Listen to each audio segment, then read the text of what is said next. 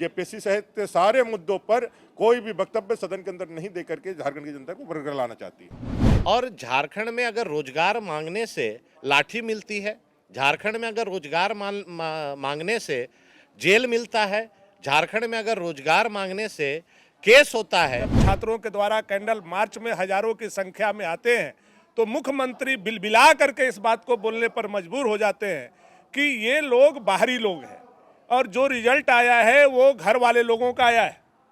तो मुख्यमंत्री को तो पहले ये बताना चाहिए कि बाहरी लोग कौन है और घर वाले लोग कौन है।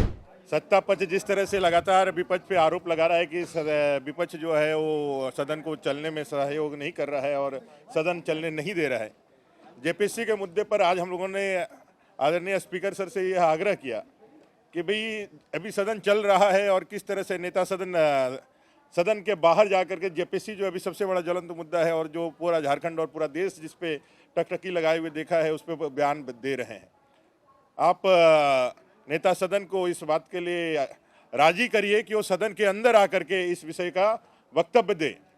हम लोगों ने इतनी ही मांग की कि ये सदन चले, हम लोग भी ये चाहते हैं और हम लोग पूरा सहयोग करने के लिए तैयार है, लेकिन नेता सदन को जो उन्होंने बाहर में वक्तव्य दिया है वो चूंकि आप लोगों के माध्यम से, समाचार पत्रों के माध्यम से वो खबर आई है और ये सरकार को पलटने में तो थोड़ा भी समय नहीं लगता है, क्योंकि वो कह देगी भाई औपचारिक रूप से हम लोगों ने नहीं कहा है। तो हमने कहा सदन के अंदर आकर के औपचारिक रूप से आप बताइए, और ऐसा डिमांड करके हम लोग बैठे ही थे कि स्पीकर सर ने सदन की कार्रवाई को 12:30 बजे तक के लिए स्थगित कर दिया और मुख्यमंत्री प्रश्नकाल को भी गौण कर दिया गया। ये इस तरह एक कार्रवाई इसलिए हुई क्योंकि मुख्यमंत्री जी इन प्रश्नों का जवाब नहीं देना चाहते थे और उनके इंस्ट्रक्शन पे ही सदन की कार्रवाई को 12:30 बजे तक के लिए स्थगित किया गया है। ये साफ दिखलाता है कि जो सरकार है जेपीएससी सहित सारे मुद्दों पर कोई भी वक्तव्य सदन के अंदर नहीं दे करके झारखंड की जनता को बरकरार लाना चाहती है।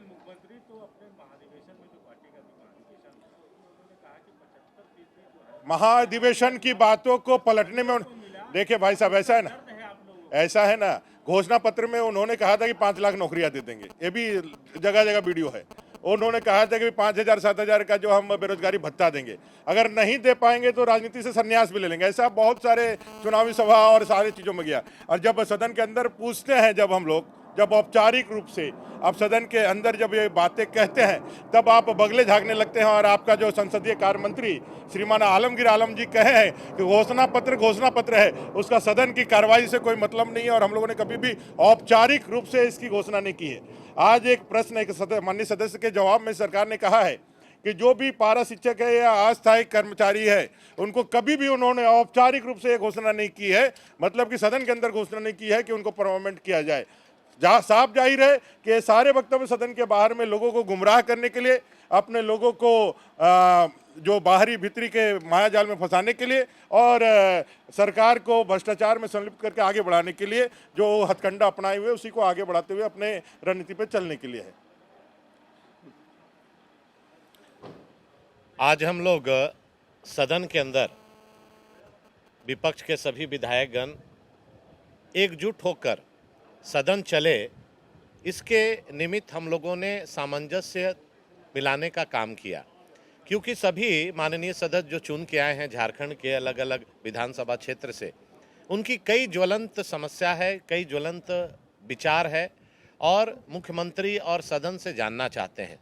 हम लोगों ने बहुत गंभीरता से और बहुत शालीनता से माननीय स्पीकर साहब को आग्रह किया कि जो सबसे बड़ा झारखंड प्रदेश में लाखों नौजवान इस सदन के तरफ देख रहे हैं और माननीय मुख्यमंत्री जी से जेपीएससी जैसे मुद्दे पर उनका वक्तव्य सदन के अंदर आए, इसमें आप आश्वस्त करें और आप सदन नेता से मुख्यमंत्री जी से बुलवाने का काम करें। मुख्यमंत्री जी से बुलवाने के नाम पर माननीय स्पीकर महोदय थोड़ा गंभीर हुए। उसके बाद फिर थोड़े देर बाद कोई सूचना आई, उसके बाद सूचना के बाद उन्होंने ये सदन को ही स्थगित करके 12:30 बजे तक के लिए स्थगित कर दिया। आप देखेंगे कि झारखंड में बनी ये सरकार लगभग 2 साल पूरे करने जा रही है और 2 साल में मुख्यमंत्री प्रश्नकाल एक भी नहीं हुआ है। इससे ये साबित होता है कि मुख्यमंत्री प्रश्नकाल से माननीय मुख्यमंत्री जी भाग रहे हैं, क्योंकि जनता को एक भाषण बाहर में देना और सदन के अंदर सवाल जवाब को फेस करना, इसका मतलब है साफ तौर पर कि माननीय मुख्यमंत्री जी मुख्यमंत्री प्रश्नकाल को षड्यंत्र के तहत जो 12 बजे का समय था उसको पार करा के 12:30 बजे तक के लिए सत्र को स्थगित किया गया। आज आप देखते होंगे कि जेपीएससी जैसे ज्वलंत मुद्दे पर जहां हजारों नौजवान संघर्ष कर रहे हैं, रात को 12 बजे पुलिस प्रशासन उनको उठा के ले जाती है। और झारखंड में अगर रोजगार मांगने से लाठी मिलती है, झारखंड में अगर रोजगार मांगने से जेल मिलता है, झारखंड में अगर रोजगार मांगने से केस होता है, इस तरह का आचरण मुख्यमंत्री जी और ये सरकार कर रही है। हम लोग मांग करते हैं कि अभी सदन 12:30 बजे जैसे चालू हो, माननीय मुख्यमंत्री जी को झारखंड के ज्वलंत समस्या के ऊपर गंभीरता से उस पर विचार देना चाहिए। अगर वो अपना वक्तव्य सदन के अंदर नहीं देते हैं तो हम लोग को समझना चाहिए कि वो इस मुद्दे से और झारखंड के नौजवानों को रोजगार के मुद्दे से भागना चाह रहे हैं। अभी एक हमारे मित्र ने कहा कि 75% स्थानीय लोगों को निजी क्षेत्र में आरक्षण सरकार दे रही है। मैं आपके माध्यम से माननीय मुख्यमंत्री जी से पूछना चाहता हूं, मैं तो चाहता था सदन के अंदर पूछना, लेकिन मुख्यमंत्री जी सदन के अंदर बोलने से बचते हैं। तो मैं आपके माध्यम से ही माननीय मुख्यमंत्री जी से पूछना चाहता हूं कि जो 75% निजी क्षेत्र में आरक्षण की आपने घोषणा की, सदन के अंदर सदन के बाहर, आप हमको ये स्पष्ट करा दीजिए। हम लोग सभी माननीय विधायक हैं, हम लोग ही नहीं जान रहे हैं कि 75% स्थानीय कौन है। आपने अभी तक स्थानीयता को परिभाषित नहीं किया, आपने अभी तक नियोजन नीति को नहीं परिभाषित किया, आप नौजवानों को छलने का काम कर रहे हैं। जो आप देखते होंगे कि 2021 बोले थे नियुक्ति वर्ष होगा, आप दिसंबर का आज कितना तारीख है आप जान रहे हैं। अंतिम दिसंबर में नियुक्ति वर्ष तो नहीं हुआ, छठवीं वर्ष जरूर हुआ।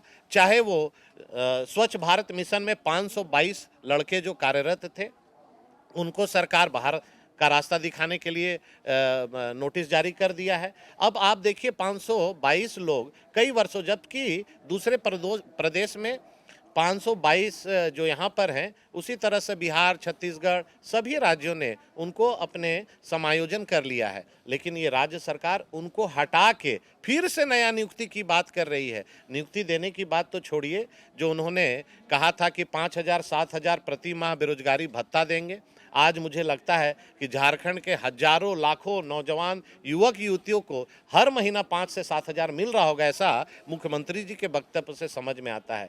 हम लोग सभी सदस्य आग्रह करते हैं मुख्यमंत्री जी से कि अभी 12:30, इसलिए कि 12 बजे वाला प्रश्नकाल मुख्यमंत्री प्रश्नकाल साजिश के तहत स्थगित कर दिया गया, इसलिए कई माननीय सदस्य उसमें अपने मुख्यमंत्री से जानना चाहते थे, प्रश्न डाले थे, लेकिन उनको जवाब नहीं देना है, उनको बचना है। और जब मैंने पिछले सत्र में स्थानीयता पर पूछा कि माननीय मुख्यमंत्री जी स्थानीय है कौन, उस पर तो बता दें, तो हमको जुमले सुना दिए कि आगे आगे देखिए होता है क्या। अब तो आगे आगे देखते होते होते हम लोग का अब 2 साल पूरा हो गया, अब माननीय मुख्यमंत्री जी का भी पूरा हो गया। तो ये सदन में जिस तरह से कांग्रेस, जेएमएम, आरजेडी गठबंधन के लोग गुमराह करने का काम कर रही है, झारखंड की जनता बहुत करीबी से और बहुत बारीकी से ये सारे चीज़ों को देख रही है।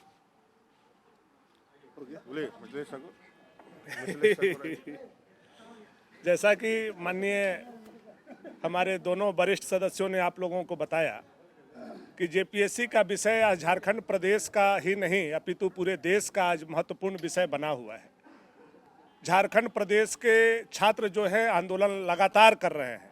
रात के 12 बजे उन छात्रों को उठा लिया जाता है, उनको अलग अलग थानों में बंद कर दिया जाता है, हम लोगों के दबाव देने के बाद उनको छोड़ा जाता है। छोड़ने के बाद जब छात्रों के द्वारा कैंडल मार्च में हजारों की संख्या में आते हैं तो मुख्यमंत्री बिलबिला करके इस बात को बोलने पर मजबूर हो जाते हैं कि ये लोग बाहरी लोग हैं और जो रिजल्ट आया है वो घर वाले लोगों का आया है। तो मुख्यमंत्री को तो पहले ये बताना चाहिए कि बाहरी लोग कौन है और घर वाले लोग कौन है। अभी तक तो आपने ये ही क्लियर नहीं किया है कि स्थानीय कौन है और बाहरी कौन है। क्या मैट्रिक पास करने वाले लोग यहाँ के स्थानीय हैं? तो मुख्यमंत्री को सदन में आकर के यह बात बताना चाहिए कि जो लोग यहाँ से मैट्रिक पास करेगा वो स्थानीय कहलाया जाएगा। उसके बाद हम लोग समझेंगे, आगे की रणनीति हम लोग तैयार करेंगे। लेकिन मुख्यमंत्री को जब सदन चल रहा हो और ऐसे गंभीर विषय पर सदन के बाहर बयान दे रहे हो तो ये काफी निंदनीय है।